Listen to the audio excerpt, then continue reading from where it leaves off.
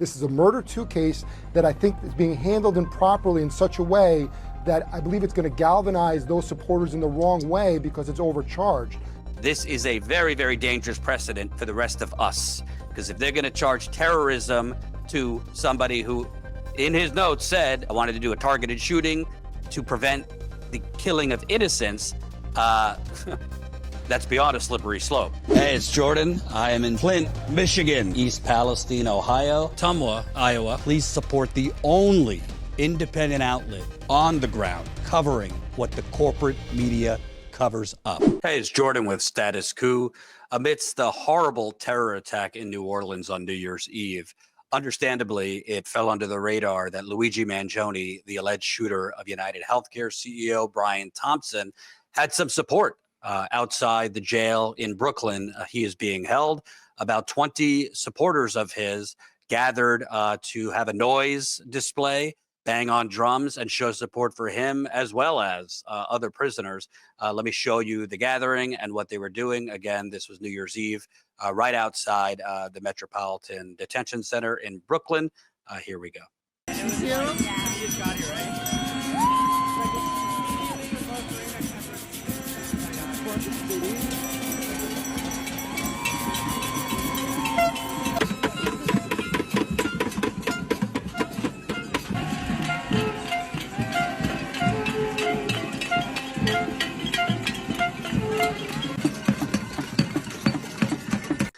Banging on Home Depot drums and signs to free them all. So that was outside the prison as that happened. And now we wait for the next steps in the case against Mangione. More legal experts are coming out to say, essentially, the charges against him, particularly the terror charges, are totally inappropriate, a stretch, and downright offensive. Let me read this to you from Salon.com.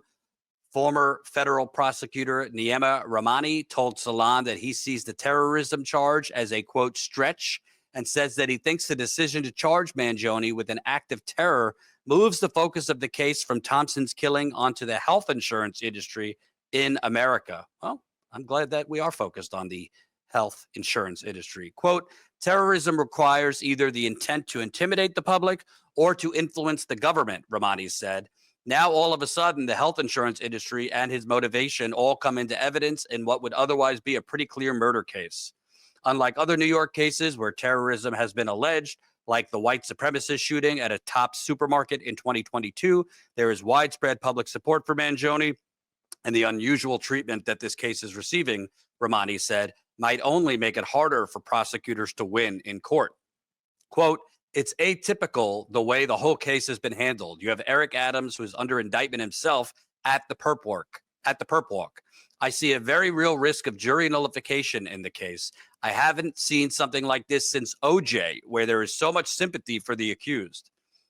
Jeremy Saland, a criminal defense lawyer and former Manhattan prosecutor, agreed that the charge was a, quote, stretch and offensive. Quote, I don't recall the Southern District swooping in or Mayor Adams coming in for any time a domestic abuser crosses state lines, Saland said. Quote, unless you're going to stand behind victims of domestic violence with the same voice. He said the charge was offensive for 2 reasons. First, it sends a message to the families of victims of more mundane murders that the state and city see Thompson's murder as far more important than others. Secondly, he said that delving into the alleged political motivations of the shooting has shifted the focus of the case. Quote, all of this has become about Mangione and you're forgetting about Thompson. Quote, this does no justice to Brian Thompson and no justice to the criminal justice system. This does no justice to the victims of regular murders. Totally agree on the double standard here. And you don't see terrorism charges for domestic violence, but we get terrorism charges for a for-profit predatory CEO. Not sure I agree on, the need to focus on Thompson. I would focus on Thompson for other reasons, to focus on how he helped UnitedHealthcare scam and defraud people by deploying AI to deny claims, which has a 90% error rate. But I digress. Let me also show you that same lawyer who called it offensive. He was on CNN reacting to the perp walk that they had Mangione do after he got off the plane from Pennsylvania. He said this looked downright Hannibal Lecter-esque, the theatrics that the police and Eric Adams were putting on.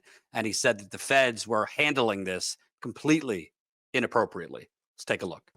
You know, I'm shaking my head here, and I'm thinking I was waiting to see this all go in slow motion.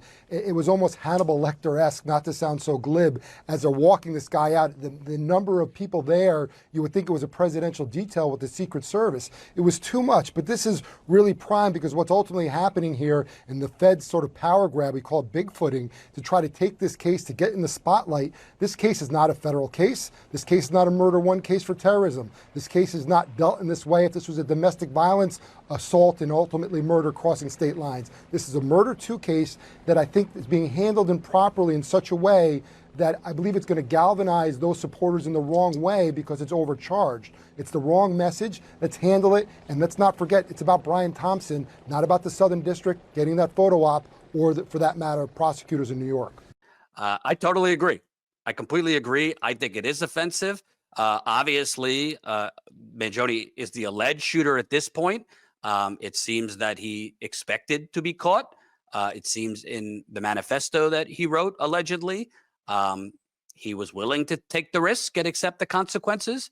But to be clear, this is a very, very dangerous precedent for the rest of us. Because if they're going to charge terrorism to somebody who, in his notes, said, I changed my mind. I didn't want to do a bombing. I wanted to do a targeted shooting to prevent the killing of innocents.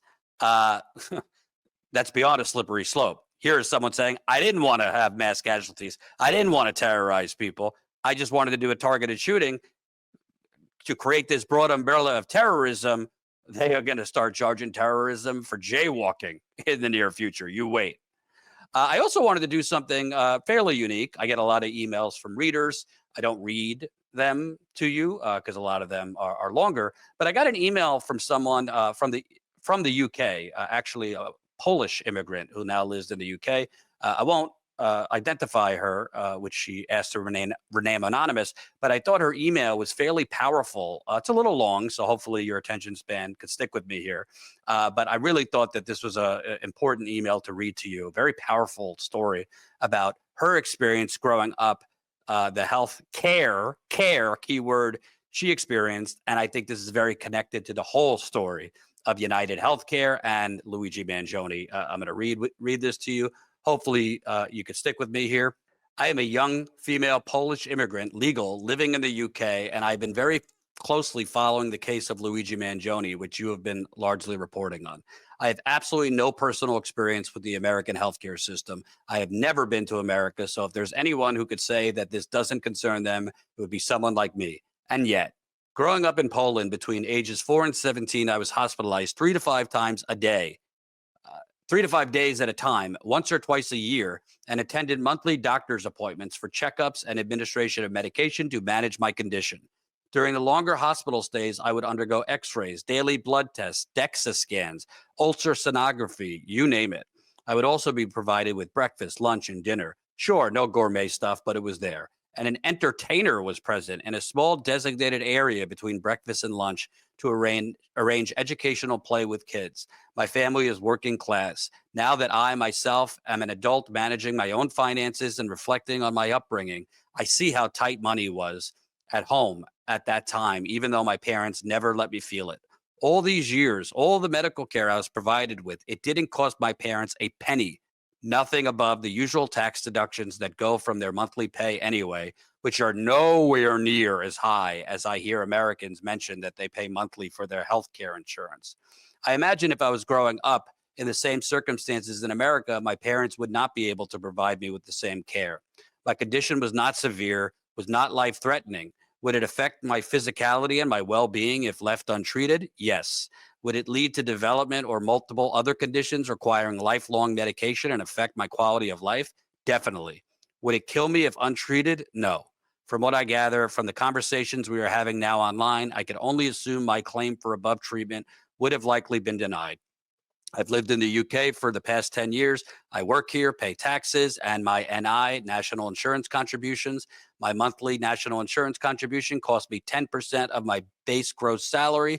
In those 10 years, I visited the emergency room twice. I was seen by specialists on a number of occasions. I had a surgery. I have a repeat prescription for 2 medications that renew monthly. There's a standard charge for prescription medication, £990.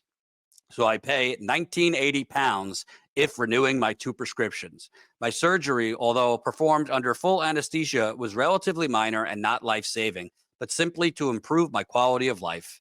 And the decision regarding the surgery was solely between myself and my doctor. No insurance companies, no medically untrained middlemen, no AI performed screenings making decisions on my health.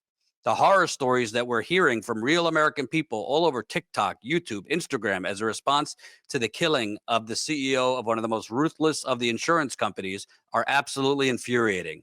As a total outsider to the situation involving the killing, the arrest of Mangione as the alleged shooter with the information circulating in regard to his alleged reasoning behind the assassination, I see a lot of hope in it.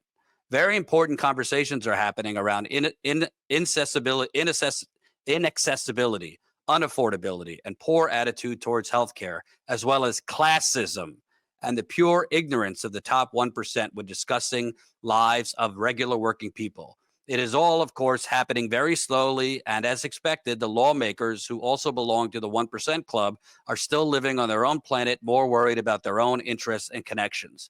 Their ignorance and attempts to defame Luigi Mangione as a mentally unstable, privileged guy whose popularity and support for his alleged actions are being attributed only to his good looks also show zero understanding of the working class people.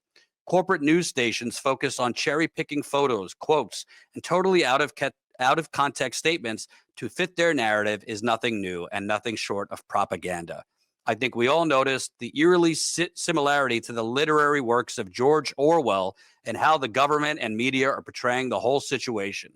The narration, manipulation, and the tunnel vision when discussing the matter on the news programs are shocking.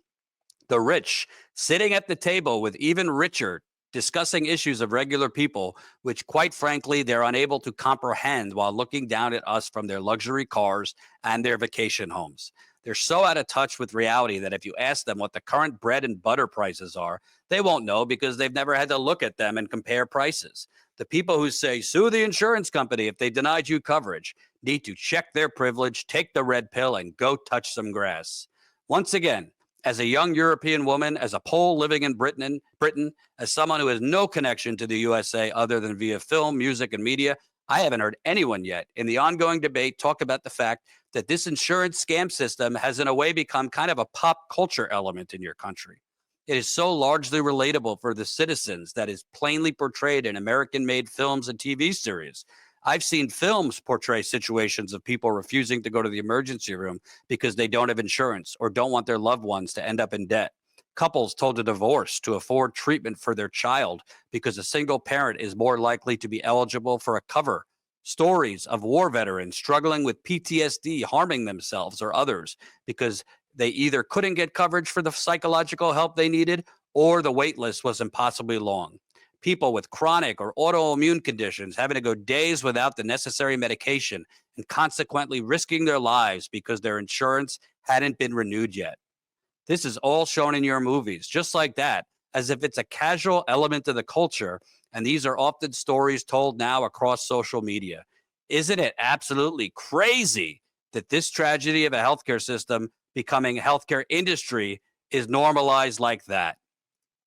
I'm going to post the rest. We'll do a Substack post because I don't want to read a whole novel to you and lose you. So we'll post this on our Substack. You could sign up for our Substack completely for free. That's statuscoup.substack.com, statuscoup.substack.com. And we'll put that whole email out there. Keep the person anonymous, which she requested. But I thought that was an extremely powerful personal story from someone in the UK, a Polish immigrant who's in the UK. I mean, she didn't have anything life-threatening, but if she didn't get treatment for it, it would have severely hampered her life, whatever the illness she was suffering with. And her country treated her humanely. They had entertainers for the children who were getting treatment, free meals for the children, and you just paid for it in your taxes. It wasn't the healthcare Hunger Games there. And no wonder she's probably doing a lot better now as an adult. And say it with me, contributing now to the United Kingdom's economy. That's the whole absurd thing about this. Because our government has been purchased by United Healthcare, Aetna, Cigna, Pfizer, all the rest. They're only focused, all these companies, they don't care about the long term. They don't care about the long-term economy. They care about the next 3 months, quarterly profits, quarterly dividends, dividends and return on investment for shareholders, the ability to do stock buybacks. They don't give a damn, not a damn, about the long-term economic outlook. But actually, if we provided health care to the masses, people would live longer. They wouldn't be shackled in debt. So the money they're spending on this unnecessary middleman, they'd be able to spend into the economy, going out to eat, going on a vacation or two, buying a decent car, et cetera, which helps the economy, also helps the wealthy. People would be able to be more educated. It's just truly sickening when we hear these, well, good for them, but sickening when we hear these stories from other countries where what we're doing is a foreign concept to them. They can't believe it. I remember a few years ago, I was in Germany and I went out to lunch, I think it was, with viewers. It was at the time, I was at the Young Turks. And they were sharing to me how just asinine the whole American system was and how they just never thought twice about healthcare or going to a doctor.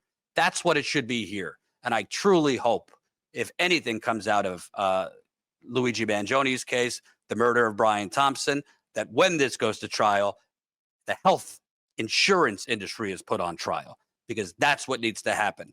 And don't let Trump off the hook. He's coming into office. If you're watching MAGA, he says he's a working class champion. Well, demand answers for him on healthcare. Demand him. What is he going to do about these predatory fraudsters at United Healthcare and the rest of them? What is the Republican-controlled Congress now going to do? We know the Democrats have been complicit in this, but they're not in control now. Are they going to present a healthcare plan that cuts this unnecessary middleman? He said he was for the working class. He's presented himself as anti-establishment. What's he going to do? What are the Democrats in the minority going to do? If they want to take power, are they going to actually present the plan to provide actual health care rather than enriching United Healthcare, rather than enabling AI to deny your claims? This has to stop.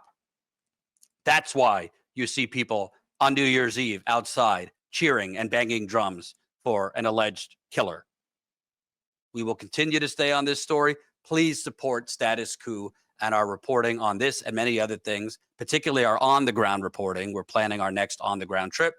Support us for as low as $5 a month, statuscoup.com/join.